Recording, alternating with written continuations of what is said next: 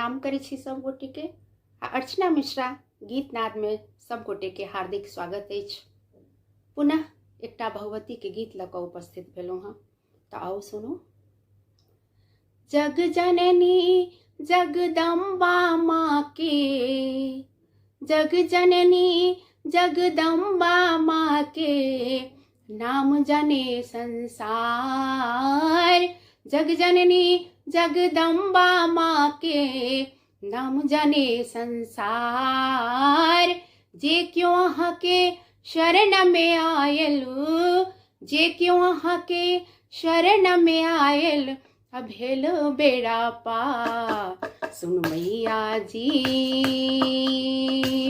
एक बेर हमरो पुकार, सुन मैया जी एक बेर हमरो पुकार। जग जननी जगदम्बा माँ के, नाम जने संसार। जे क्यों अहाँ के शरण में आयल, भेल बेड़ा पार। सुन मैया जी एक बेर हमरो पुकार, सुन मैया जी एक बेर हमरो पुकार।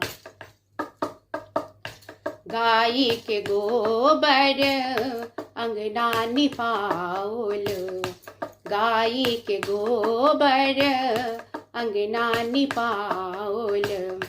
चौमुख दीप हम माला बनाओल, चौमुख दीप हम माला बनाओल। धूप दीप सा, धूप दीप सा गम गम गम के, माता के दरबार। सुन मैया जी एक बेर हमरो पुकार, सुन मैया जी एक बेर हमरो पुकार। लाले रंग साड़ी हम माँ के पहिराएब, लाले रंग साड़ी हम माँ के पहिराएब। लाले रंग के चुनरी ओढ़ाएब, लाले रंग के चुनरी ओढ़ाएब। लाल रंग के,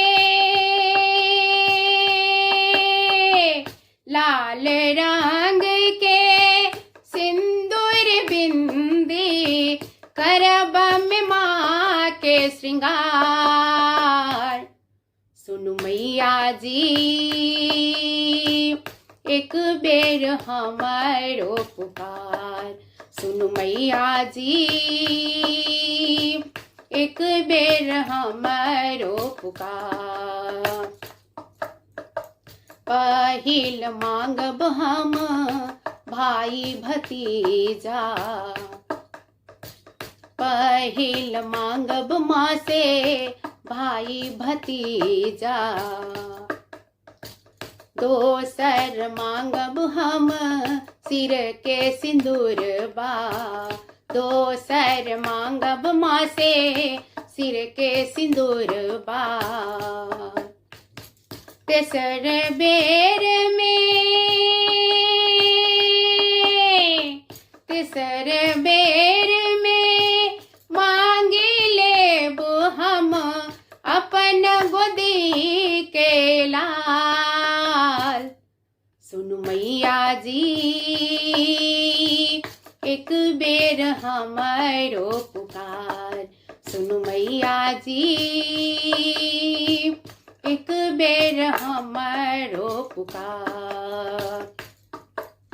जग जननी जगदम्बा माँ के, जग जननी जगदम्बा माँ के, नाम जने संसार। जे क्यों अहाँ के शरण में आयल, जे क्यों अहाँ के शरण में आयल, भेल बेड़ा पार। सुनु मैया जी एक बेर हमारो पुकार सुनु मैया जी, एक बेर हमारो पुकार सुनु मैया जी, एक बेर हमारो पुकार। जय माँ भगवती।